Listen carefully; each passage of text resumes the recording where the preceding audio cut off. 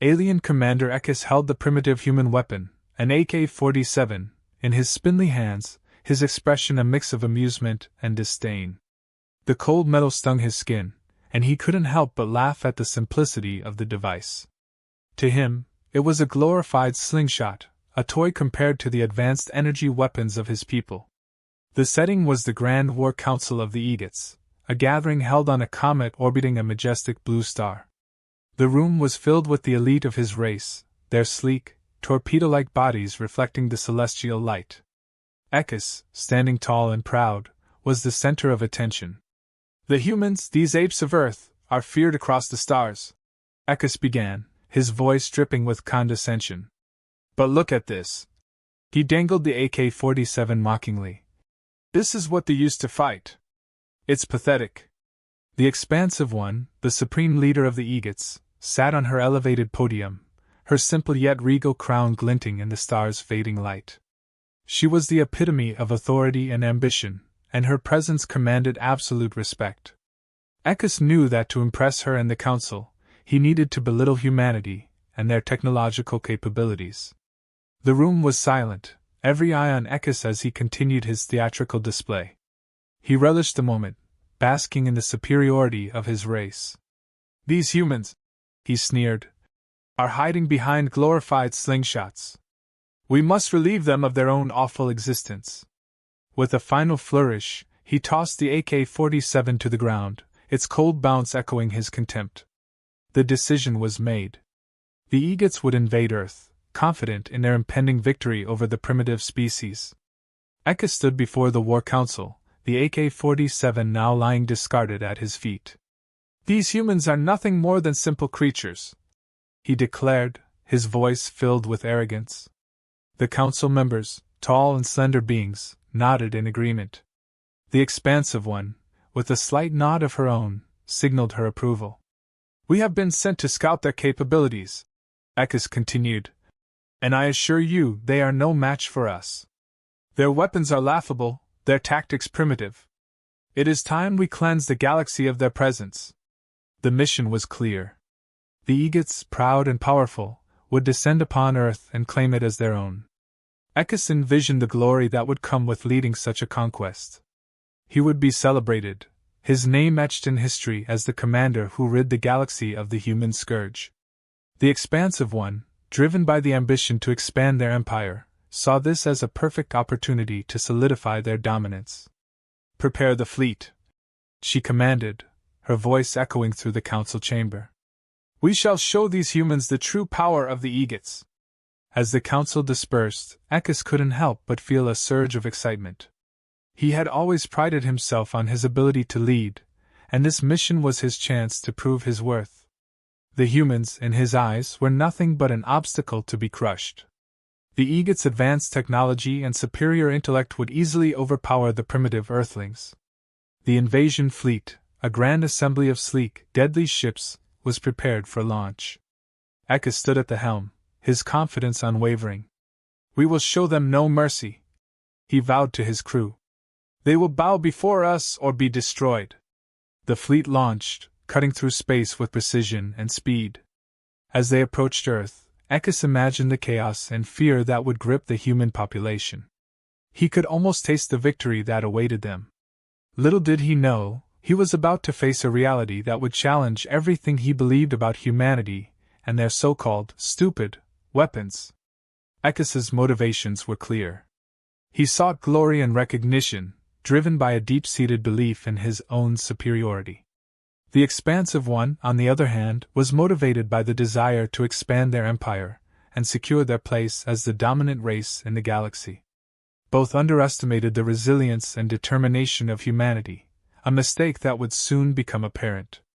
The Egots' grand invasion fleet cut through the darkness of space, a spectacle of advanced technology and confident superiority. Each ship, a sleek, deadly dagger, shimmered under the light of distant stars, their surfaces reflecting a cold, metallic gleam. At the helm of this formidable armada stood Ekis, his posture rigid with pride and anticipation. The fleet's precision and power were unmatched, a testament to the Egots' advanced engineering and strategic prowess. They moved as one, a synchronized display of arrogance and might, convinced of their impending victory over the primitive inhabitants of Earth. As the fleet approached Earth, Ekis felt a surge of triumph. He envisioned the chaos and fear that would soon engulf the human population. The Eagle's strategy was simple: overwhelm the enemy with superior firepower and advanced technology. The humans, with their rudimentary weapons and disorganized defenses, stood no chance against the might of the Eagles. The invasion was expected to be swift and decisive, a quick conquest that would cement Ekis's legacy as a great commander. On Earth, the response to the approaching alien fleet was frantic yet resolute. Human military forces, seemingly disorganized in the face of the overwhelming threat, scrambled to prepare for the impending assault. Soldiers donned their gear, weapons were distributed, and makeshift command centers buzzed with activity. Despite the chaos, a palpable sense of determination hung in the air. The humans knew they were up against an advanced and merciless enemy, but retreat was not an option. They were ready to defend their home, no matter the odds. The contrast in technology between the two forces was stark. The Eagle's ships were sleek, silent predators, equipped with sophisticated energy weapons capable of devastating destruction. In contrast, the human military relied on rugged, simple weaponry like the AK-47, designed for reliability rather than sophistication. Tanks, jeeps, and aircraft were mobilized, their engines roaring in defiance of the invaders. It was a clash of advanced alien technology against the raw, unrefined tools of humanity. Yet, despite their apparent technological inferiority, the humans displayed an indomitable spirit. Soldiers, young and old, stood shoulder to shoulder, their faces set with grim determination. They fortified their positions, setting up ambushes and preparing for guerrilla tactics. The humans knew they couldn't match the Eagles in a straightforward battle, but they were resourceful, resilient, and ready to fight to the last breath. Their determination to defend their planet was a force the Eagles had not anticipated. As the Eagles fleet descended through the atmosphere, Ekis watched with a mixture of disdain and curiosity. He had expected panic and disarray, but what he saw was a well-coordinated, defiant defense. The humans were not fleeing in terror, they were preparing to stand their ground. It was a sight that both puzzled and intrigued him. How could these primitive creatures be so fearless in the face of certain doom? Ekis's confidence remained unshaken.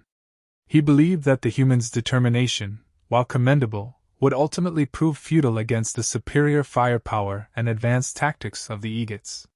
The invasion would proceed as planned, and humanity would be crushed under the weight of their own defiance.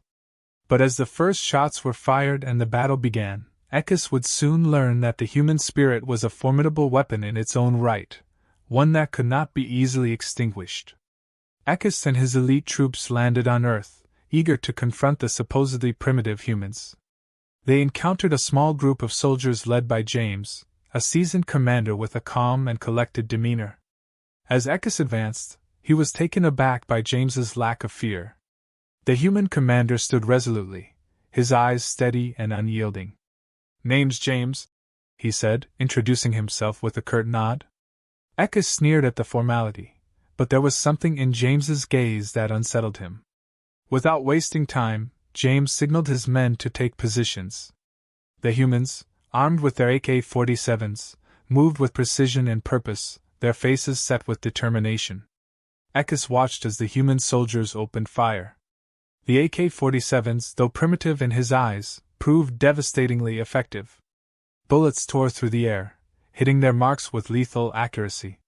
The Eagles, despite their advanced energy shields, found themselves overwhelmed by the sheer volume and intensity of the human assault.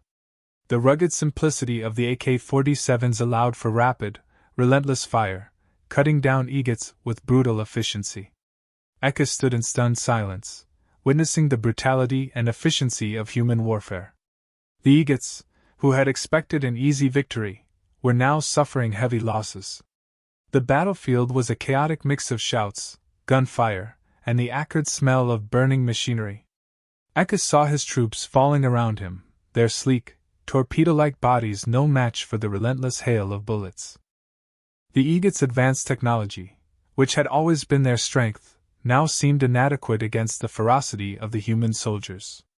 Energy shields failed under the continuous barrage, and Ekis's troops struggled to maintain their formations. The humans fought with a tenacity and aggression that was both awe-inspiring and terrifying. Ekis's confidence began to waver. He had underestimated the humans, their spirit, and their ability to turn even the simplest of weapons into instruments of devastating power. As he watched his troops fall, he felt a pang of doubt. The Eagle's strategy, based on superiority and domination, was faltering in the face of humanity's raw, unyielding defiance. For the first time, Ekis questioned the wisdom of their invasion. The humans, far from being the primitive creatures he had believed them to be, were proving themselves to be formidable adversaries. Their resilience and determination were unlike anything he had encountered before. Ekis realized that their greatest weapon was not their technology, but their indomitable spirit and willingness to fight for their survival. As the battle raged on, Ekis knew that the Eagles were facing a turning point. The invasion was no longer a simple conquest, it had become a test of endurance and willpower.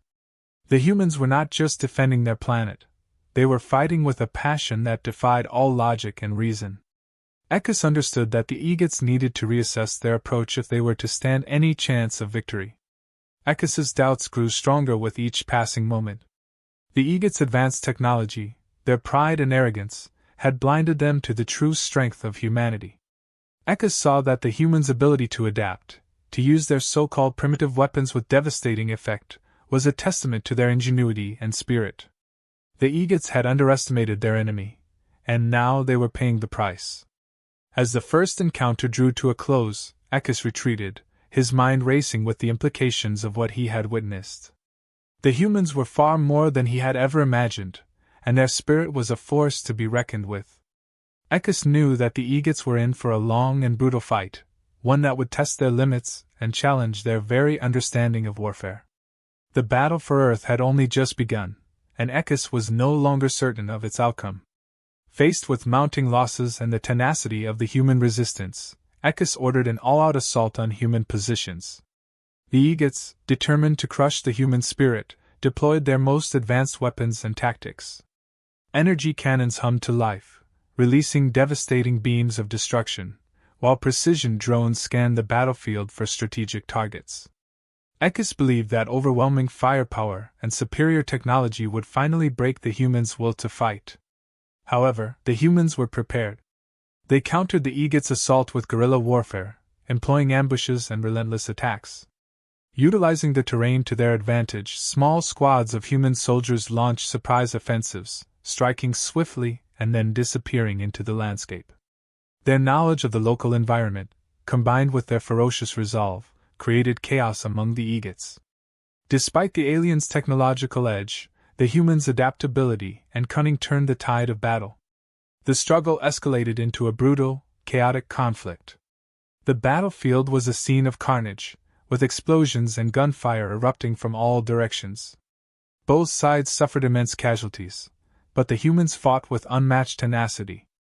Their determination to protect their home and loved ones drove them to extraordinary feats of courage. Ekis watched in disbelief as the human soldiers, though outgunned and outnumbered, refused to surrender. They fought with a ferocity and passion that the Eagles had never encountered. Ekis began to realize the true source of humanity's strength. It wasn't their technology or their weapons, it was their indomitable spirit and unwavering resolve.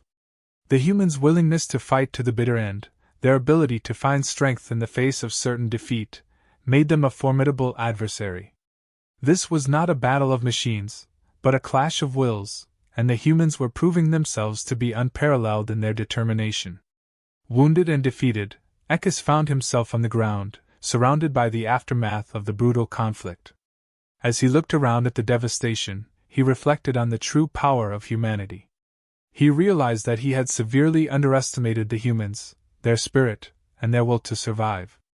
In a desperate message to the Expansive One, Ekis communicated his findings, admitting that the humans' resilience and passion were far beyond anything he had anticipated.